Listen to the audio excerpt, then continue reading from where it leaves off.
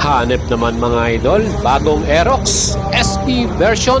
Ang forma talaga at ang angas ng SP mga idol. Ito naman ang kanyang pinakailaw. Grabe ano, ang astig. At syempre naka-projector lamp pa ito. Plus ang ating mga wheels ay color red din. Isang colorway lang ang SP natin. Ito po ang tawag ng Yamaha ay matte blue. At sa ating likuran, bago na rin ang taillight design nito. Kapareho na ng R1 mga idols at LED na rin lahat ng ilaw. Mga idols, nandito tayo sa Yamaha Guanzon Nai Cavite at dito natin nirelease ang latest model na SP version. Yan po ay kararating lang today, July 28 mga idols. At syempre hindi na natin pinatagal, pinainit dito sa store. Nilabas na kaagad ng ating idol. Again, congratulations.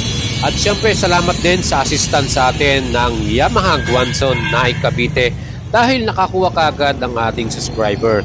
Mga idols, dito po sa Nai Cavite, ang ating 3S shop ng Yamaha Store. Kung kayo po ay balak maglabas ng standard version, meron pa tayong mga unit dito. At syempre, sa SP version naman, pwede kayong magpalista pa. And shoutout kay Idol Jed. Yan po si Idol, ang owner ng bagong SP version. Kauna-una ang owner dito po sa Yamaha Nai Cavite na magre-release nito. Para sa akin mga idols, talagang sulit.